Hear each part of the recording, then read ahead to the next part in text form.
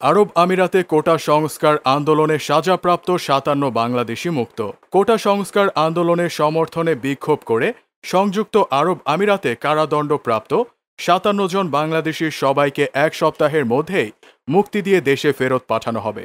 ইতোমধ্যে কিছু সাজাপ্রাপ্ত বাংলাদেশিকে দেশে পাঠানো হয়েছে, পর্যায়ক্রমে বাকিরাও দেশে ফিরিয়ে আনার প্রক্রিয়ায় অব্যাহত রয়েছে। বাংলাদেশ সরকারের পক্ষ থেকে নিয়োগ করা আইনজীবী ওলোরা আফরিন এ তথ্য জানিয়েছেন। আন্তর্জাতিক শ্রম বাজারে প্রতিনিয়ত নানা চ্যালেঞ্জের মুখোমুখি হতে হয় প্রবাসী শ্রমিকদের। এরই ধারাবাহিকতায় আরব আমিরাতে কোটা সংস্কারের দাবিতে আন্দোলনে অংশ নেয়া ৫৭ জন বাংলাদেশি শ্রমিকের মুক্তি এক গুরুত্বপূর্ণ মাইলফলক। চলুন জেনে নেই এই আন্দোলনের পটভূমি এবং কিভাবে তাদের মুক্তি সম্ভব হলো।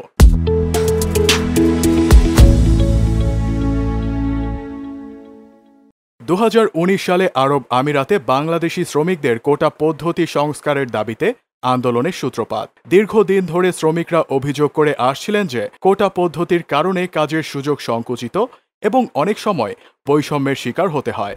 আন্দোলনের লক্ষ্য ছিল এই কোটা পদ্ধতি সংস্কার এবং ন্যায্য কাজের পরিবেশ নিশ্চিত করা। প্রথম দিকে শান্তিপূর্ণ হলেও এই আন্দোলন ধীরে ধীরে সহিংস রূপ নেয়। এ সময় বিভিন্ন শহরে বিক্ষোভ এবং প্রতিবাদ অনুষ্ঠিত হয়।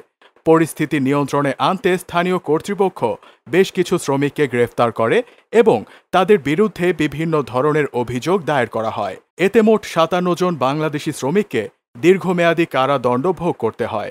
তবে বাংলাদেশের সরকার, বিশেষ করে প্রবাসী কল্যাণ মন্ত্রণালয় এবং দূতাবাসের প্রচেষ্টায় শুরু হয় মুক্তির আলোচনা। কূটনৈতিক চ্যানেলগুলোকে সক্রিয় করা হয় এবং আরব আমিরাত সরকারের সঙ্গে একাধিকবার বৈঠক অনুষ্ঠিত হয়। অবশেষে দুই দেশের সম্পর্ক এবং মানবিক দৃষ্টিকোণ থেকে সিদ্ধান্ত নেওয়া হয় যে এই শ্রমিকদের মুক্তি দেওয়া হবে। ২০২৪ সালের আগস্টে আরব আমিরাত সরকার ঘোষণা করে যে সাজাপ্রাপ্ত ৫৭ জন বাংলাদেশি শ্রমিককে মুক্তি দেওয়া হচ্ছে। এই খবরটি বাংলাদেশ সহ প্রবাসী শ্রমিকদের জন্য একটি বড় স্বস্তির সংবাদ। ডক্টর ইউনুস বলেন, সংযুক্ত আরব আমিরাতের ফেডারেল আদালতে দোষী সাব্যস্ত হয়ে সাজাপ্রাপ্ত ৫৭ জন বাংলাদেশিকে আজ দেশটির প্রেসিডেন্ট শেখ মোহাম্মদ বিন জায়েদ আল নাহিয়ান ক্ষমা করেছেন। অন্তর্বর্তী সরকারের নেতৃত্ব গ্রহণ করায় গত ২৮ আগস্ট প্রধান উপদেষ্টাকে টেলিফোন করে অভিনন্দন জানিয়েছিলেন সংযুক্ত আরব আমিরাতের প্রেসিডেন্ট নাহিয়ান। কারাদণ্ডপ্রাপ্ত বাংলাদেশিদের মুক্তি দিতে তখন অনুরোধ জানিয়েছিলেন ডক্টর ইউনুস।